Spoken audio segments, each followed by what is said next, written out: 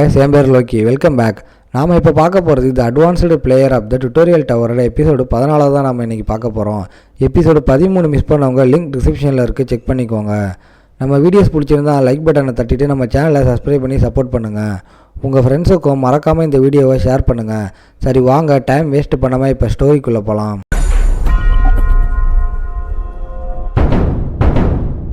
எபிசோடோட ஸ்டார்டிங்கில் இங்கே அந்த மான்ஸ்டரை கொன்னனால உங்களோட லோயஸ்ட் லெவல் அது இப்போது லோ லெவலுக்கு ரைஸ் ஆகிருக்கு. இதை கேட்குற ஆள் கடுப்போட உச்சத்துக்கே போயிடறான். என்னது லோயஸ்ட்லேருந்து லோ லெவலா? அங்கே அடிக்கலாம்னு போகும்போது அவன் ரொம்ப பயந்து போயிடுறான். இருங்க, நான் என்ன பண்ண முடியும்? எனக்கு சொன்ன விஷயத்த நான் உங்ககிட்ட சொன்னேன். ஆனால் இன்னுமே அந்த சிஸ்டமை விடக்கூடாதுன்னு பயங்கரமாக அவன் கத்துறான். அந்த இடத்துல அவள் சொல்லி புரிய வைக்கிறா. அட இருங்க, நான் இப்போது உங்களுக்கு இன்ஃபர்மேஷனை கொடுக்க முடியும். அதாவது ஃப்யூச்சரில் சில பல விஷயம் நடக்கும். இதை தடுக்கிறதுக்கு சில பல விஷயத்தை உங்களுக்கு சொல்ல முடியும். கார்டியனாக மாறினதுக்கப்புறம் உங்களுக்கு ஏகப்பட்ட விஷயம் கொடுக்கப்படும். அதை நீங்கள் முடித்தாலே போதும். உங்களுக்கு தேவையான எல்லா இன்ஃபர்மேஷனும் உங்களுக்கு கிடைக்கும். முக்கியமாக டவரை கிளைம் பண்ணுற அந்த கிளைமர்ஸ் அவங்கள நீங்கள் தடுக்கணும். நான் 12 இயர்ஸுக்கு அந்த டவரில் இருந்திருக்கேன். அப்படி இருக்கும்போது கிளைமேக்ஸ் யாரையுமே நான் பார்க்கலையே.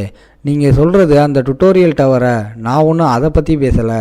நான் சொல்கிறது 12 டியரில் இருக்க அந்த டவரை பற்றி நான் சொல்கிறேன். ஈவன் நம்ம பூமி அதுவே ஒரு டவர் தான். 9 டவராக இருக்க நீங்கள் ஏறுற அந்த கிளைமரை தடுக்கணும். இதை கேட்குற நம்ம ஹீரோ ரொம்பவும் ஆச்சரியமாகறான். ஏன்னா இந்த பூமியே ஒரு டவரான்.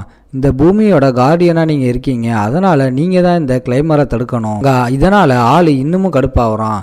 நான் என்ன ஆசைப்பட்டேன்? வெறுமனை என்னை யார் டவரில் 12 வருஷத்துக்கு அடைச்சா அதை நான் தெரிஞ்சுக்கிறதுக்கு ஆசைப்பட்டேன். ஆனால் எதுக்காக எனக்கு மட்டும் இப்படி ஆகுது?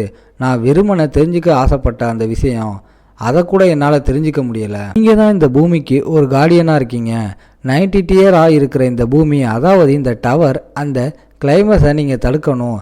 அப்படி உங்களால் தடுக்க முடியலன்னா அவ்வளவுதான். நீங்கள் இருக்கிற இந்த பூமி இது டிஸப்பியர் ஆகிடும்.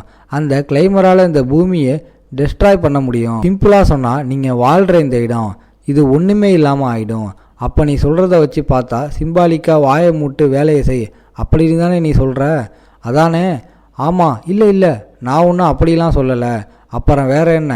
அப்புறம் எதுக்காக நீ இப்படி சொல்லிக்கிட்டு இருக்க? இன்னும் அதெல்லாம் உங்ககிட்ட சொல்லணும் அப்படின்னு வரலை. சரி, என்ன விஷயத்த பண்ணணுமோ அதை ப்ராப்பராக சொல்லு. அதாவது நான் இப்போ ஒழுங்காக என்ன பண்ணணும் அதை சொல்லு. என்னால் என்ன பண்ண முடியும்? நான் 9th டியர் இந்த பூமியோட அட்மினாக இருக்கேன். இந்த மாதிரி டைமில் நான் எல்லா விஷயத்தையும் பொறுத்து தான் ஆகணும். அதனால் கிம், ஆனால் நம்ம கிம் ரொம்பவும் சீரியஸாக பார்ப்பானா, அதனால் அவர் ரொம்ப பயந்து போயிடுறா. கிம், தயவு செஞ்சு கோவப்படாதீங்க. நீங்கள் எதுக்காக கார்டியனாக சூஸ் ஆகிருக்கீங்கன்னு உங்களுக்கு தெரியுமா? அது உங்களுக்காகத்தான். உங்களுக்கு இது மூலமாக நிறைய விஷயம் கிடைக்கும். டைமர்ஸை தடுக்கும்போது அச்சீவ்மெண்ட் கிடைக்கும், ரிவார்ட்ஸ் கிடைக்கும். உங்களோட அத்தாரிட்டி அதுவும் கொஞ்சம் கொஞ்சமாக ஏறும். சரி, அப்போ நான் இந்த விஷயத்துக்கு பதில் சொல்லு. நான் 12 வருஷத்துக்கு இந்த டவரில் லாக் பண்ண அந்த பர்சன், அவனை பற்றி தெரிஞ்சுக்கிறதுக்கு என்னோட அத்தாரிட்டி அது எந்த அளவுக்கு ரொம்ப ஹையாக இருக்கணும். உங்களோட அத்தாரிட்டி ரொம்ப ஹையாக இருந்தால் உங்களால் அதை கண்டிப்பாக தெரிஞ்சுக்க முடியும். நீங்கள் ஹையஸ்ட் அத்தாரிட்டிக்கு போனால் தான் உங்களால் தெரிஞ்சுக்க முடியும். அப்போ நான் இப்போயும் எனக்கு சீக்கிரமாக சொல்லு. நான் இந்த விஷயத்தெல்லாம் தெரிஞ்சுக்கிறதுக்கு எத்தனை கிளைமர்ஸை நான் தோக்கடிக்கணும் அதை சொல்லு. அதை சிம்பிளாக என்னால் சொல்ல முடியாது. ஏன்னா கிளைமேக்ஸை எல்லாம் தனித்தனி ரேங்க் இருக்குது. அப்படி இருக்கும்போது இருக்கிறதுலேயே ஹையஸ்டான ரேங்க்கில் இருக்க ஒரு 5 பேரை தோக்கடிக்கணும். அப்போ தான் உங்களால் ஹையஸ்ட் ரேங்க்குக்கே போக முடியும். அப்போ இதுக்கு முன்னாடி நான் தோக்கடித்த அந்த மான்ஸ்டர் அதோட லெவல் என்ன? அது ஒன்றும் ஹையஸ்டான லெவல் இல்லை, அது லோ டியரில் இருக்க ஒரு மான்ஸ்டர் தான். சரி, இப்போ நான் என்ன பண்ணணும் அப்படின்னு எனக்கு தெரியும். இது விஷயத்த நான் பார்த்துக்கிறேன். இதுக்கப்புறம் நம்ம ஹீரோ சிஸ்டமாக பார்க்குறான். அங்கே சிஸ்டமில் ஒரு விஷயம் போட்டிருக்கு. கிளைமஸ் எப்போ 9th டியராக இருக்கிற இந்த பூமிக்கு வரணும், அப்போது கரெக்டாக உங்களுக்கு நோட்டிஃபை ஆகும். அப்படியா? ஆனால் இந்த பூமியை காப்பாற்றுறது, இந்த பூமியே ஒரு டவர், எல்லாமே எனக்கு ஒரு நான்சென்ஸாக தான் தெரியுது. ஆனால் என்ன பண்ணுறது? என்ன அந்த டவரில் லாக் பண்ண அந்த பர்சனை நான் கண்டுபிடிச்சாகணும். அதுக்கு கிளைமேக்ஸை இருக்கிற இந்த ஆளுங்களை நான் தடுக்கிற மாதிரி இருக்குது. அப்போ தான் என்னால் அந்த பர்சனை பயங்கரமாக வச்சு வாங்க முடியும். திடீர்னு லீ கிட்ட இருந்து கால் வரும். ஆமாம், என்ன விஷயம்? இவ எதுக்காக சடனாக கால் பண்ணணும்? அங்கே அட்டன் பண்ணி ஹலோன்னு சொல்லுவானா? அங்கே பயங்கரமாக கத்துறா. அடே, நீ நியூஸை பார்த்தியா? ஆமாம், என்ன ஆச்சு? எதுக்காக நீ இப்படி கத்திக்கிட்டு இருக்க? டிவி ஆன் பண்ணி ஃபஸ்ட்டு நியூஸை பாரு. கேட்ட உடனே நம்ம ஆள் அங்கே டிவியை ஆன் பண்ணுறான். டிவி ஆன் பண்ண உடனே ஒரு 2 ரிப்போர்ட்டர்ஸும் நம்ம ஹீரோ பற்றி தான் பேசுகிறாங்க. நம்ம ஹீரோ இப்போ தான் ரீசண்டாக ஏரிஸ் கில்டோட ஒரு கில்டு மெம்பரை கொண்டு இருக்கானா, நம்ம ஹீரோ ஒரு கொலையாளி அப்படின்னு அங்கே நியூஸ் ஒன்று இருக்குது.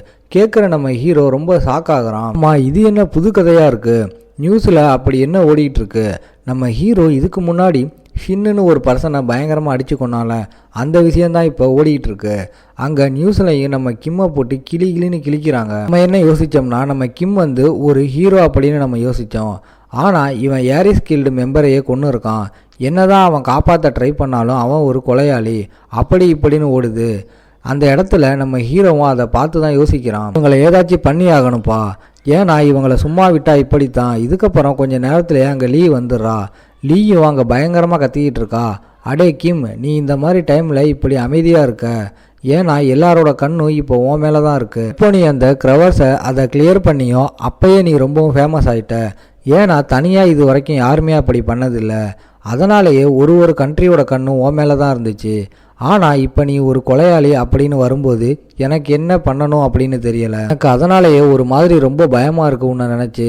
அங்கே இப்படி இவ கவலைப்படுறாளா?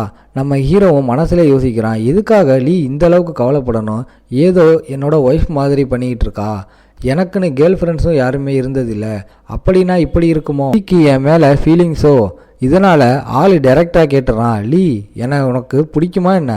ஆனால் இதுக்காக காம் ஆகிட்டு இந்த மாதிரி டைமில் நீ ஜோக் பண்ணுறது ரொம்ப முக்கியமா, இதே மாதிரி திரும்பவும் ஏதாச்சும் ஒரு ஜோக் பண்ண அவ்வளோதான், என்னோட மின்னல் மேஜிக்கை வச்சு உன்னை இங்கேயே ஃப்ரை பண்ணிடுவேன். புரியுது, இதுக்கு மேலேயும் அந்த மாதிரி எதுவும் நான் சொல்லலை. இதுக்கப்புறம் ஃபோன் எடுத்து அவங்க பார்க்குறாங்க. ஃபோன் முழுக்க நம்ம ஹீரோவோட பேர் தான். அங்கே சர்ச் டாப்பில் இருக்குது.